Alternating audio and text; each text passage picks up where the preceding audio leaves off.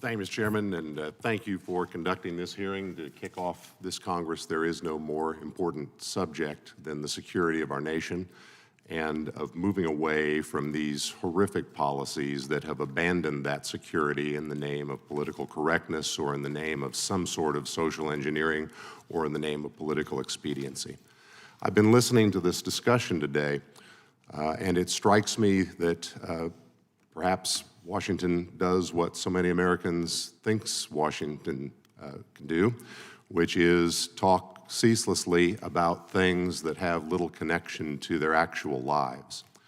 Over the past 12 years, I led a state law enforcement agency in my home state of Kansas. I've been thinking on this dais about cases we actually worked, thinking about a case in which a young man, I think he was 26, was running drugs for the cartels. He was driving north on a U.S. highway. He was stopped by an Oklahoma law enforcement officer. He panicked. He shot the officer in the head. By the grace of God, the officer is still alive to this day. He then came across the border where our officers stopped his vehicle with stop sticks. He fled on foot. He carjacked the vehicle of an old man in the middle of the night. He fled in a high-speed pursuit up the highway in Kansas. He realized he was going to be caught. He pulled over to the side of the highway. He invaded a home. By the grace of God, nobody was home. He then shot at our officers, and I had a lengthy discussion with my counterpart in Oklahoma over who got to prosecute him first. We both sent him to prison for the rest of his life under our respective state laws. I'm thinking about a case in Johnson County, Kansas, where an illegal alien in this country was drunk one night, and he struck and killed a sheriff's deputy who had done nothing but his job. He'd pulled over a citizen who was driving erratically on the side of the highway, and the drunken driver, who never should have been in this country, killed that young man. I attended his funeral.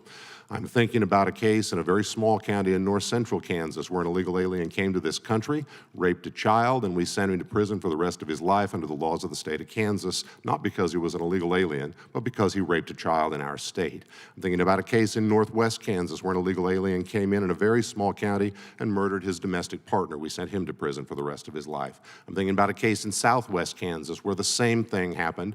An illegal alien joined up with some lawfully present citizens, stole a car, and then decided to kill the witness, and we wound up sending that individual to prison for the rest of his life. And that's just the cases I can think of sitting here that we handled at a state level in a state where the vast majority of criminal activity is handled by local authorities, not by the state of Kansas. Think of the volume that we're talking about here and how offensive it is to those victims and their families to say, statistically, illegal aliens don't kill people at a higher rate than anybody who actually lives here. Give me a break. So I have a couple of questions for you.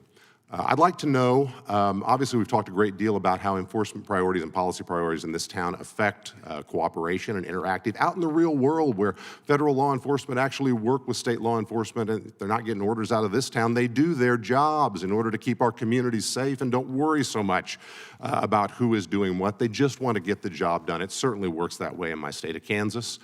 And yet we fight with folks in this town all the way from the operational level. I'm thinking of a briefing that was canceled where I was supposed to go get a briefing from ICE, and folks in this town ordered the local agents not to talk to us because I was a Republican. And we weren't supposed to get access to that information from line enforcement officers. All the way to the U.S. Supreme Court. I'm thinking of a case we argued and actually won back in 2020 that allowed states to prosecute illegal aliens who commit crimes under the jurisdiction of our state. Were not preempted. So here's my questions for you, and I'll go to Mr. Fabricatore because he has operational law enforcement experience. As we figure out what we can actually agree on here that can make a difference, should we or should we not explore the idea of expanding cooperation between local and state law enforcement on the one hand and federal law enforcement on the other? Yeah, Congressman Schmidt, absolutely. Look, working with federal law enforcement, local law enforcement, county level, all levels of law enforcement makes the United States safer. When we're able to join together and cooperate, we only make the communities safer. And what about state and local prosecutors on the one hand, or federal prosecutors on the other hand? There are thousands of state and local prosecutors who encounter the vast majority of criminal aliens very few federal authorities. Should we work on expanding cooperation between federal and state prosecuting authorities?